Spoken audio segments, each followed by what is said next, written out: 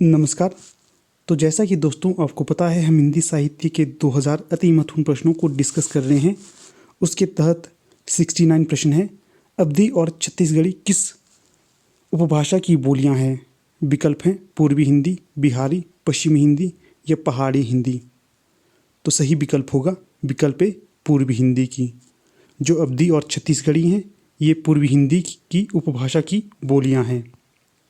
अगला जो प्रश्न है, प्रश्न संख्या है 70। कन्नौजी किस उपभाषा की बोली है? विकल्प हैं पश्चिमी हिंदी की, बिहारी की, पश्चिमी हिंदी या पहाड़ी की। तो जो सही विकल्प होगा तो वो होगा विकल्प ए, पश्चिमी हिंदी की। आगे दोस्तों यहाँ पर हिंदी बोलियों की कुछ डायग्राम बताया गया है, जिसके माध्यम से आपको समझना है किस प्रकार से हिंदी की बोलियों को विभाजित किया गया है। तो सबसे पहले इसे अपभ्रंश में विभाजित किया गया है, जैसे शौर्सनी अपभ्रंश, अर्धमागधी अपभ्रंश, मागधी अपभ्रंश। जो शौर्सनी अपभ्रंश के अंतर्गत पश्चिम हिंदी को रखा गया है, राजस्थानी हिंदी को रखा गया है और पहाड़ी हिंदी को रखा गया है। उसी प्रकार अर्धमागधी अपभ्रंश के अंतर्गत पूर्वी हिंदी को रखा गया है और जो मागधी अपभ्रंश है इसके तहत बिहारी हिंदी को रखा गया है। आपको ये याद रखना है किस अपभ्रंश के तहत किस बोली या उपभाषा को रखा गया है। आगे हम देखेंगे पश्चिमी हिंदी को। जो पश्चिमी हिंदी है ये दो भागों में विभक्त है, एक है ओकार बहुला और दूसरी है आकार बहुला। जो ओकार बहुला बोलियां हैं ये हैं ब्रजभाषा, बुंदेली, कन्नौजी। और दूसरा जो आकार बहुला है इसमें आती हैं कौरवी, हरियाणवी या बांगरू और तीसरी है दक्षिणी। आपको ये याद रखना है कि किस किस उपभाषा में कौन कौन से उपविभाग हैं।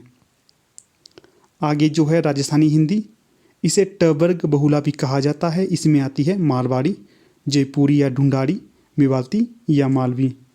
जो राजस्थानी है इसे पश्चिमी राजस्थानी, पूर्वी राजस्थानी, उत्तरी राजस्थानी और दक्षिणी राजस्थानी भी कहा जाता है। आगे है पहाड़ी हिंदी, ये दो भागों में विभक्त है, एक है कुमाऊनी और दूसरी है गढ़वाली। आगे जो पूर्वी हिंदी है ये है अर्धमागधी अपभ्रंश के अंतर्गत। इसकी जो बोलियां हैं वे हैं अवधी, बघेली और छत्तीसगढ़ी। तीसरी है मागधी अपभ्रंश, इसके अंतर्गत आती है उपभाषा बिहारी हिंदी। तो इसकी जो बोलियां हैं वे हैं भोजपुरी, मगही और मैथिली। आपको इसे एक बार अच्छे से देखना चाहिए क्योंकि यहाँ से आपको पूरा समझ आ जाएगा किस बोली के अंतर्गत, किस उपभाषा के अंतर्गत क्या क्या रखा गया है। यहाँ से आपको इसको नोट डाउन कर लेना है। आगे देखते हैं। आगे जो प्रश्न है 71, तो प्रश्न है देशवाली किस बोली का अन्य नाम है? विकल्प है ब्रजभाषा, छत्तीसगढ़ी, हरियाणवी, कौरवी। तो सही विकल्प होगा यहाँ पर हरियाणवी। अगला प्रश्न है 72, तो प्रश्न है अंतर्वेदी किस बोली का अन्य नाम है? विकल्प हैं ब्रजभाषा, छत्तीसगढ़ी, हरियाणवी, कौरवी। तो जो सही विकल्प होगा यहाँ पर तो वो होगा विकल्प ए, ब्रजभाषा। ब्रजभाषा का अन्य नाम अंतर्वेदी भी है, आपको ये याद रखना है। आगे है 73, हिंदी भाषा की प्रमुख बोलियों के अन्य नाम और उनकी उपबोलियां का जो वर्गीकरण यहाँ पर किया गया है हम इसे देखते हैं। एक तरफ बोली है, उसके पश्चात इसके अन्य नाम है, उसके पश्चात है उपबोलियाँ। तो सबसे पहले है हरियाणवी, इसके जो अन्य नाम है वे हैं बांगरू और देशवाली। ये बहुत ही ज़्यादा महत्वपूर्ण है, आपको ये याद रखना है। बांगरू और देशवाली हरियाणवी के अन्य नाम हैं। और इसकी जो उपबोलियाँ हैं वे हैं जाटू और चमरवा। जहाँ जहाँ दोस्तों स्टार लगा हुआ है वे बेहद ही ज़्यादा महत्वपूर्ण है, इन्हें आपको नोट डाउन करना चाहिए क्योंकि यहाँ से प्रश्न अक्सर बनते हैं। अगली है ब्रजभाषा, इसकी जो अन्य नाम है वे हैं अंतर्वेदी और इसकी जो उपबोलियां हैं वे हैं भुक्सा, जादोवाटी और डांगी। अगली है बुंदेली, तो इसका अन्य नाम है बुंदेलखंडी। उपबोलियां हैं इसकी पांवरी, बनाफरी, लोधांती और निभट्टा। जो बनाफरी है ये उपबोली महत्वपूर्ण है, इसे याद रखना है। अगली है अवधी, ये महत्वपूर्ण बोली है। इसके जो अन्य नाम हैं वे हैं कौशली, बैसवाड़ी और उपबोलियां हैं इसकी जोल्हा, गहोरा और जूडर। अगली है कौरबी, इसका अन्य नाम है खड़ी बोली। अगली है छत्तीसगढ़ी, इसके अन्य नाम है खलटाही और लरिया। अगली बोली है बघेली, अन्य नाम है इसका रिवाई और इसकी जो उपबोलियां हैं वे हैं निभट्टा। अगली है डिंगल, इसे भाट भाषा के नाम से भी जाना जाता है। अगली है पिंगल, इसे नाग भाषा के तौर पर जाना जाता है। अगला जो प्रश्न है वो है 74, निम्न में से कौन सा मिलान उचित नहीं है। एक तरफ बोली दी गई है और दूसरी तरफ नामकर्ता बताया गया है।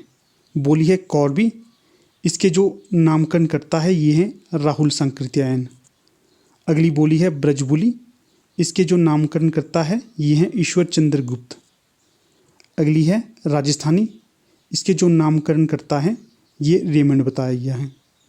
अगली है बिहारी, इसके जो नामकरण करता ग्रियर्सन बताया गया है। तो यहाँ पर बताना है कि सही उत्तर कौन सा होगा।